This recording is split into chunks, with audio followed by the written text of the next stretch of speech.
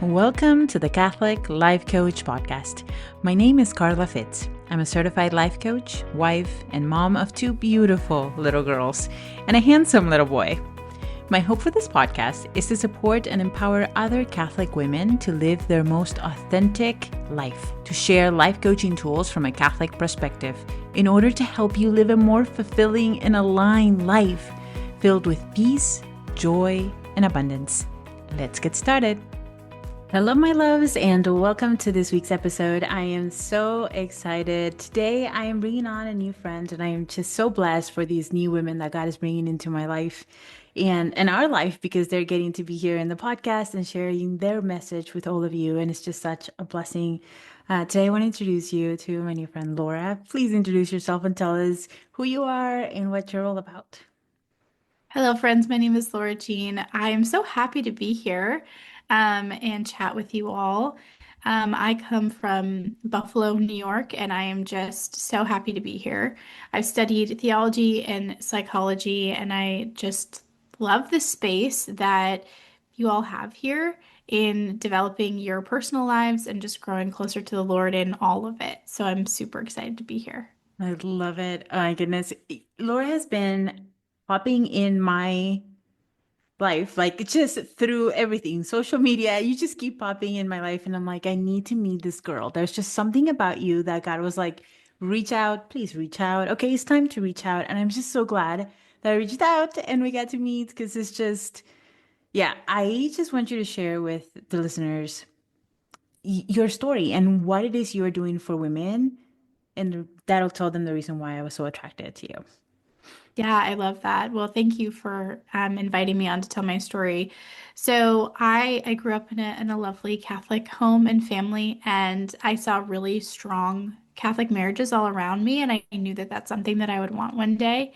And as I grew up and as I began to go on my own journey of studying and developing myself, I fell in love with studying theology and especially anything related to the human person.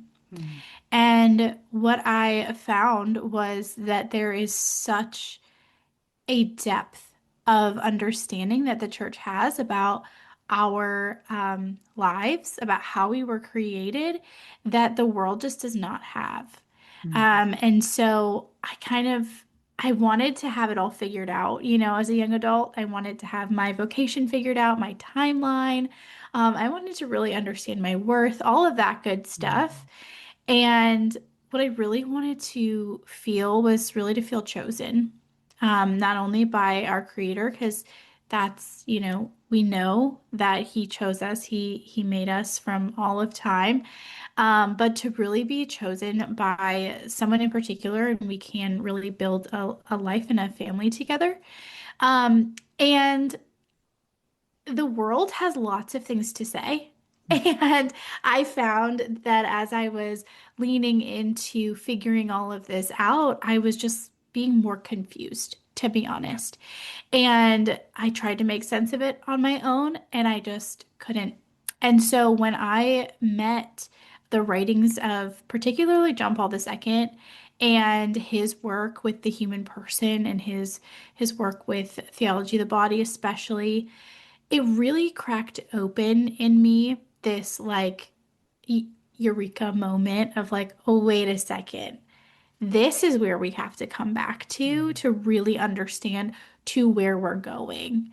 Because if we don't have that in our minds of where we're going, we're going to get really, really lost along the way.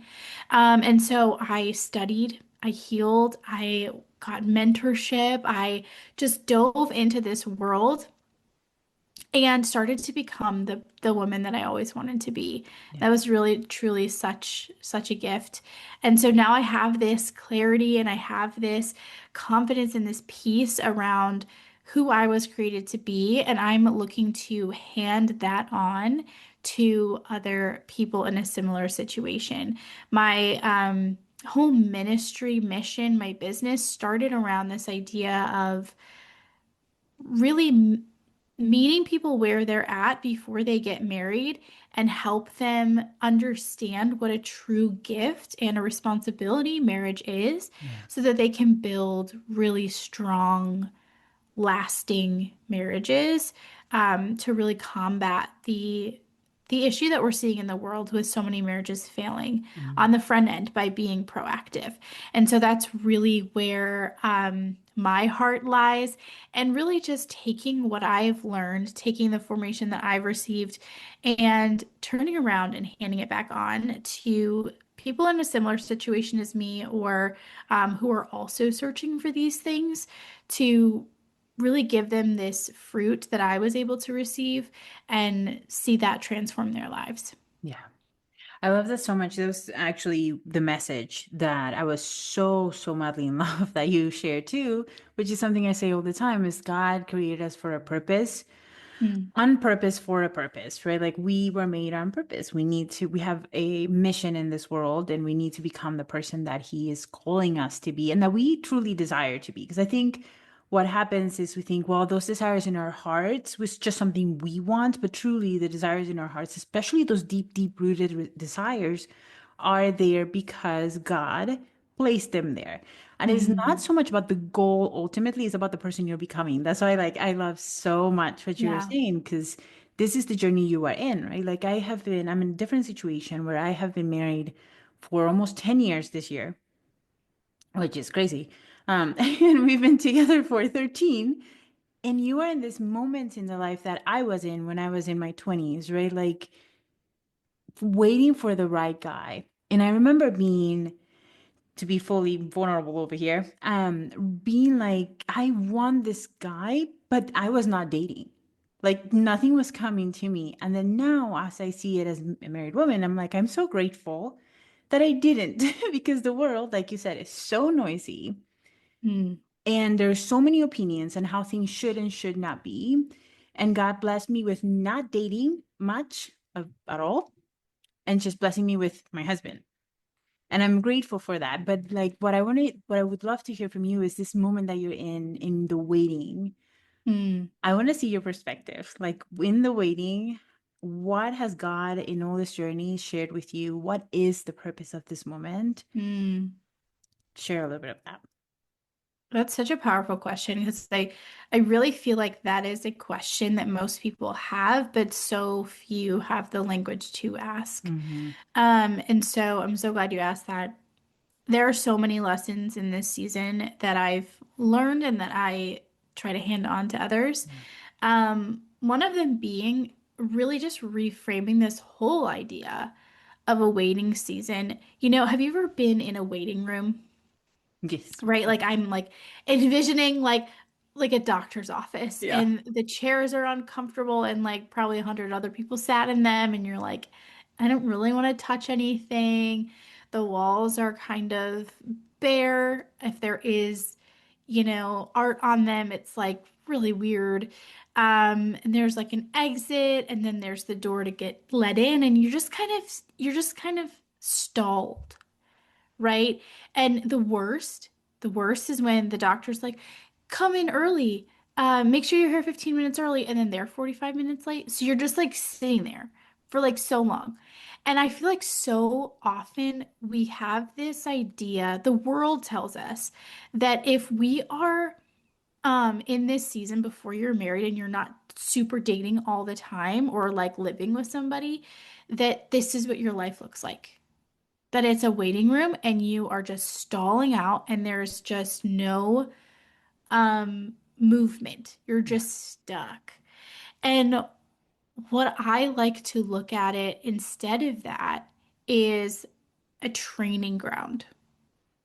So like think about like the military has like boot camp, right? Yeah. Think about like their training courses. Like you're outside, you are in the rain, in the sun. No matter what circumstances are out there, there are things set up to test your limits, Mm-hmm. to make you stronger, to help you navigate different obstacles that will inevitably come in real life, right? They're like simulating other obstacles that will occur. And so I like to look at this waiting season more as this training ground, because it is hard. No one's saying that this waiting is like peaches and cream. Right. you know?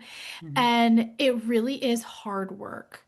But what we choose to do in the hard is what determines who we become. Hey there, it's me, Carla Fitz. I wanted to interrupt the podcast to share something amazing with you.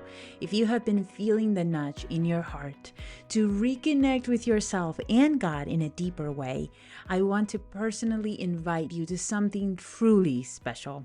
This November, I am hosting the Radiant Soul Retreat in Assisi, Italy. Yes, Assisi, the land of Saint Francis, Saint Clare, San Rufino, and Blessed Carlo Acutis. This retreat is for Catholic women who are ready to rediscover the woman God created them to be through beauty, prayer, coaching, community, and rest. We will spend 7 days in the heart of Italy, soaking up the peace of Assisi, walking in the footsteps of the saints, and creating space for God to move within our hearts and our lives. If you are craving clarity, alignment, and simply time to breathe and hear His voice again, this is for you. Spots are limited, only 4 spots left. And right now, you can save $500 if you sign up or submit your application by May 15th. Payment plans are also available. If you want to learn more, head to my website, carlafitz.com, and get into the retreat. Or you can also go into the description of the podcast, and in there you will find the link to apply today. I would love to walk with you in the streets of Assisi. Sending you so many blessings and hope to see you soon. And it's true, like, as much as this waiting season is a training ground for the next step on your journey, it is a training ground for so many things. Mm-hmm. If you think about like waiting, there will never be a time in your life where you're not in somewhat of a season of waiting Yes. because we will never arrive until we die on this earth and enter heaven. Yeah. Okay, that is the arrival. So, this idea of we will arrive when we hit this goal, or when I get married, I'm going to be happy, or whatever, those are good things to look forward to. Mm-hmm. But you have to also understand that we are always becoming, Mm-hmm. and that should be the goal. Becoming should be the goal, not arriving, because the Yes. arrival always keeps moving and keeps moving, keeps moving. That like that goal just always is moving Yeah. forward. And that is a beautiful thing because what would happen if we work really hard to achieve a goal? For example, you're in this waiting season and you get married, and it's so beautiful. It's like all of the fairy tales they end with, and they lived happily ever after. Yeah. And that would be so lovely if that were the case, but it's not. As you can tell, I mean, you can say from experience, 10 years into this marriage, I bet, I'm going to put words in your mouth, that you are so happy that you continued to grow on your own and with your spouse because you are probably a very different person you are today than the day you got married. 100%. Well, and like to add to that, I don't even think the happy ever after. I don't even like that ending because it's like it gets you get new goals and then you grow together Yeah, and then you have a new goal and then you grow together and then it's just that never ends and that's I think a beautiful thing because yeah, that's what we need to do. I love the idea that goals in our hearts are literally our way to heaven. Like we are yeah. just of course, the Eucharist is you know what I mean, Carlo? Like, Carlo just popped in my head and it's like, no, no, no, no, no. The Eucharist is our highway to heaven. Blessed Mm, Carlo. But these goals that God places in our hearts are literally just a direction to head. And hmm then, but they move, like you said, and they move very quickly. That's why it's so hmm important to spend time in gratitude and in the moment you're in, because hmm once you achieve it, your brain is like, next goal. hmm So, yeah. Yeah, there's something so different fundamentally between how we as Catholics see that and how the world sees it. Hmm.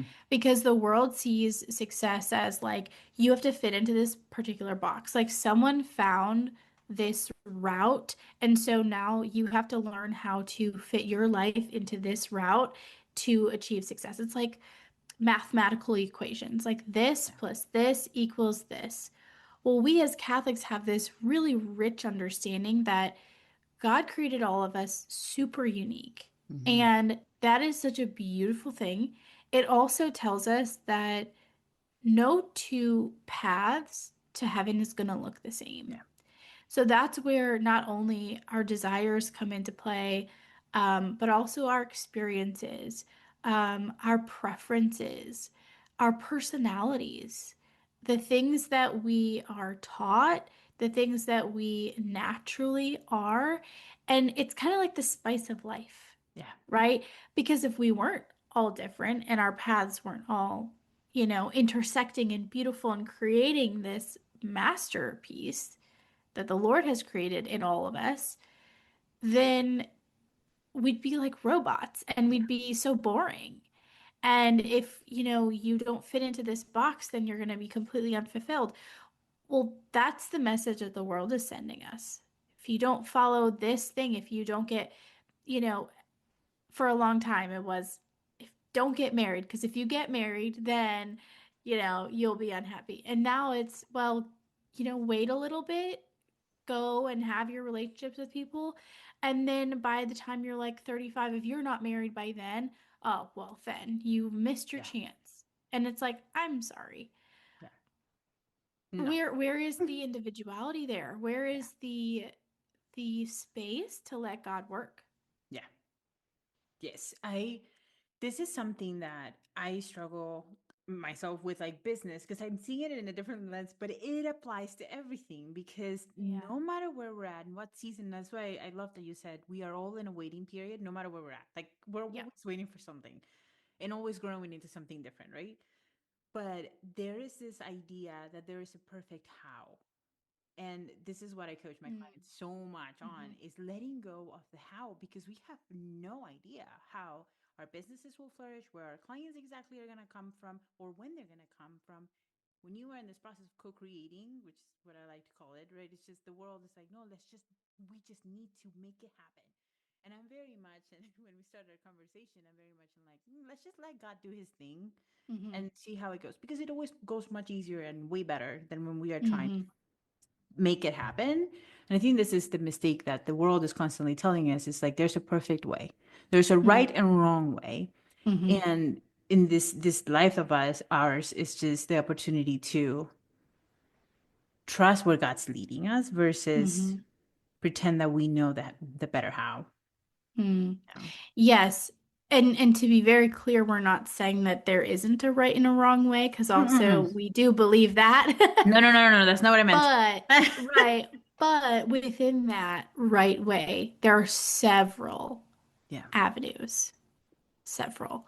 And yeah, that is so true. That I'm is so so glad you true. said that, because there's definitely a right way when it comes to this. But yes, Yeah. and there's a holy way and to everything, and the not so holy way to a lot of things too. Mhm.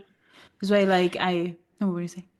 That's why the church in her wisdom has always had saints that we can look up to. Mm-hmm. And what's really cool if you look at the lives of the saints is that they are all so different. And truly, I believe that that is why we have the example of the saints, that the church has upheld that through all of tradition, that we can look to these different men and women and see how they individually lived their lives of radical faith. And we can see in their examples the many different ways that holiness can occur, be in this world. So no matter what job you have, no matter what season of life you're in, no matter what mental struggle you're going through, no matter what physical struggle you're going through, there's there's someone, there is a saint who's gone before you that the church can put their literal stamp of approval on and say, this person is in heaven with God. This is their life story. This is how they got there. And that can speak to us in our individual Yeah. stories. and help us just have that like confidence in the Lord. Because sometimes we can feel like, I think, especially as women, I don't know how many men struggle with this. If you're a man and you're listening, weigh in on this. But I don't know how many, I know that a lot of women struggle with, well, that person over there did it, but I don't know how I'd fit Yeah. into it. Kind of like an imposter syndrome, but also just like doubting, just not, just a lack of confidence that the Hmm. Lord can do that in their lives. Yeah. Um, it happened to someone else, awesome. But like I'm in the back of the Yeah. line, Hmm. you know? Yeah. And the truth is we're all chosen. Yeah. The truth is we were all created wonderfully and fearfully made. Like we are put on this earth, and God didn't just put us on this earth and then say, good luck. Right. Yeah. He is here with us, and He sent us His only Son, and He sent us His advocate, the Holy Spirit, and He is with us every moment of every day. We just have to let Him in. Yeah.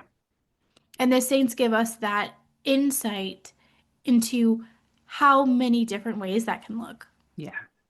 I love that. And I think this idea that we have that somebody else can do it and but we can't, it all stems from worthiness. And this is something you spoke at the beginning of the Mm, podcast. It all stems from worthiness. How much is it that because we a lot of times and I see it and I saw it on myself and I still see it on myself where it's just like, well, that person did it.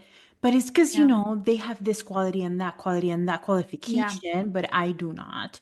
Um, Mm, and God can do so much when we are open to just letting Him flow. I love the analogy that we are the window through which God can mm, shine His light. We are not the light. Like we cannot shine our own mm, light. mm, But if we let His light shine through us, there's so much that can happen and so much that can be created. And this was something that I really struggled with when I had this dream, right? Like I'm in Assisi right now. And for the longest time, I wanted to travel with our family. But I was like, well, everybody, some other people do it. But that's mm, because they can. They have the money, they have the possibilities, they have all the things. And then I just remember a day where I was like, I'm just going to let it go. I'm going to trust that it's coming and mm, let him do his thing. And like literally 3 months later, we were here.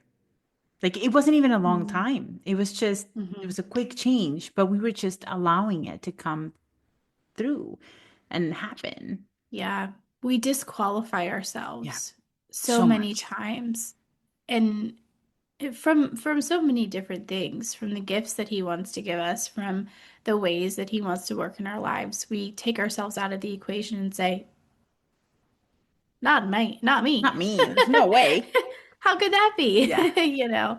Um, yeah, Yeah. for And I sure. love the idea of the saints too, because like they are such great examples. But I always think back of, Peter, because it's like, you're gonna be the fisherman of men. And he didn't do that beforehand. He's just like, what are you talking about? What?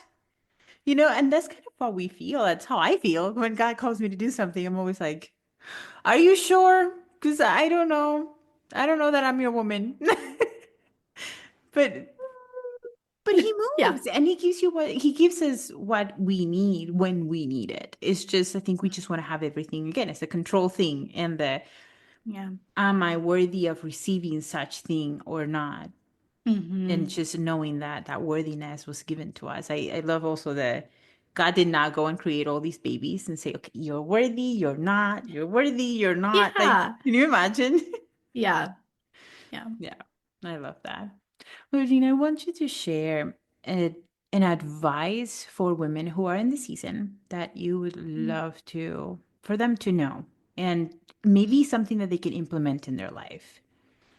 Mm. Okay.